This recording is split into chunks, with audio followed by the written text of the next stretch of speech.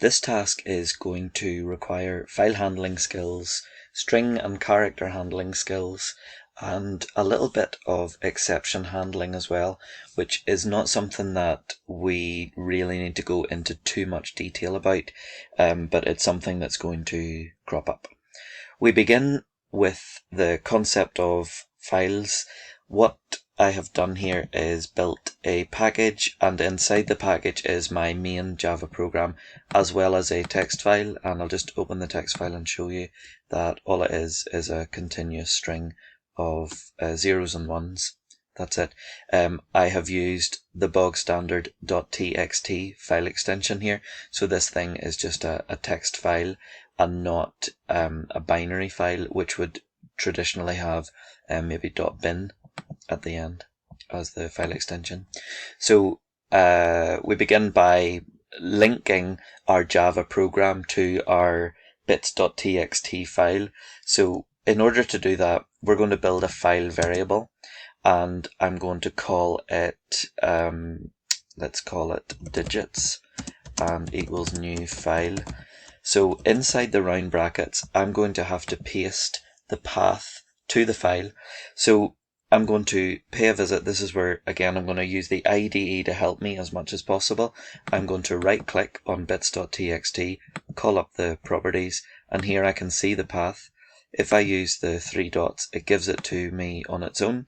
I'm going to use Control and C on the keyboard and just close out of those windows and go back to here. Now, a tip again, if you were to paste it at the minute, it would come up with just the single backslashes, but if you put in the double quotes in advance and then you paste, NetBeans will automatically double up the backslashes so that it forms what's called an escape sequence.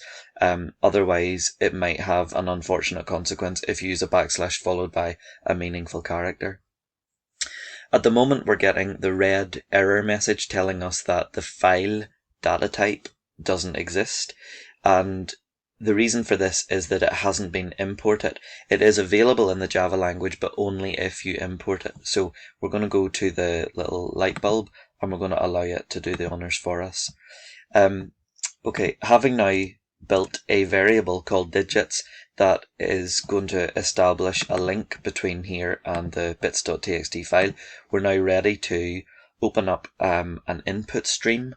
And in order to open up this input stream, which allows us to open the file and pull in the data from the file, we're going to build another variable whose data type is a file reader. We'll just call it fr. And we're going to say it's a new file reader variable. And inside the brackets, we are going to say that we are going to be engaging with digits. Digits, as you can see, is the actual file itself. Again, the file type, or not the file type, the data type is not recognized, so we have to add another import statement. Now, about the import statements, rather than having multiple input statements, you can just use the asterisk just to bring in the entire library of all things file IO.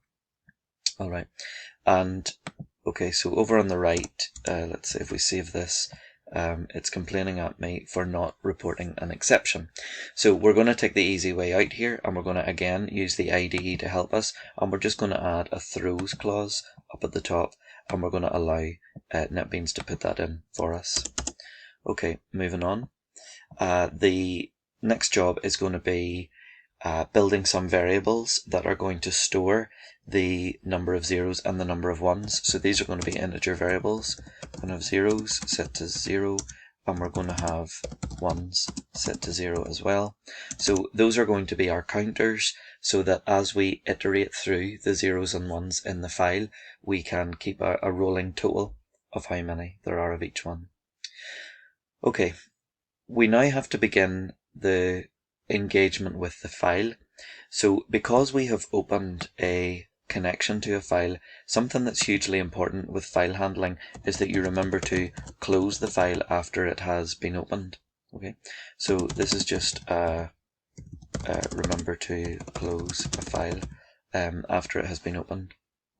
Again, we're getting a red error message here telling us that we haven't added suitable exception handling. So I'm just going to pick the first and most simple of the exception handling options, because this is not a skill that we have to go into in an enormous amount of detail. Okay, I'm doing the closing of the file as a priority to make sure that I don't forget about it, because what we're about to do now requires a bit more thought. We're going to begin with what's called a priming read, which is when you read in the first of something, whether it's from the console for input or in this case from a file. When you do your first read to get the thing going, it's called a priming read. So I'm going to build an integer variable, and I'm going to call it the number read, so that we understand that when we read a single character from a text file like this, in this case it's going to begin with a 0, it means that it's going to read it in its Unicode number format, which in this case means it's going to give us the number 48. Now we can easily transform that into a character if we need to. So we're going to read in the number read using the file reader variable that we built a moment ago. It has a built-in method called read, and if I just use the down arrow and hit enter, that should finish that for me. So that means that it will read in whether it's the 48 or 49 that comes first. Now, while, and what we're going to say is that while the number that has been read is not equal to -1, while the number read is not equal to -1, and this means that we are going to continuously step forwards through the binary digits inside our bits.txt file. And when we eventually get to the end, whenever it tries to read a character, it's going to read it in as a -1, which is not a valid Unicode value. And that's Java's way of symbolizing that we have reached the end of the file.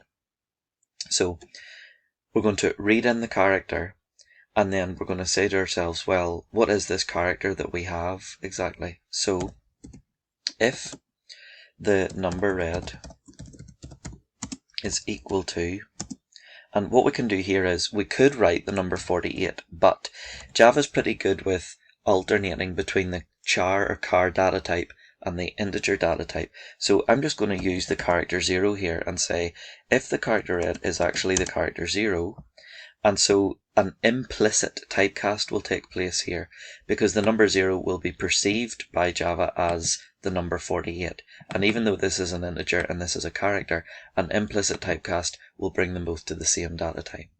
So if that's the case, then this variable called zeros is going to get incremented, like that. Alternatively, if the number read is equal to the number 1 character, then the number of ones is going to be incremented. Next, we now have to update our number read variable by repeating the read operation and then allowing the while loop to go back round again and advance to the next character. So that should complete the iteration through the entire file, and it should also have fully updated then the counters for both of our numbers. The last step in the task then is to output the findings from our program. We're going to need system.out.println twice. You'll notice that I'm using the keyboard shortcut SOUT tab in order to get NetBeans to write the majority of the code. So we're going to report that the number of zeros is, and then we're going to concatenate on the number of zeros, and then here, same story, the number of ones is, and we're going to add the number of ones, and that should form a complete program. Just a quick check, we have our import statement, we have our path, we have the necessary exception handling code that's been added in for us.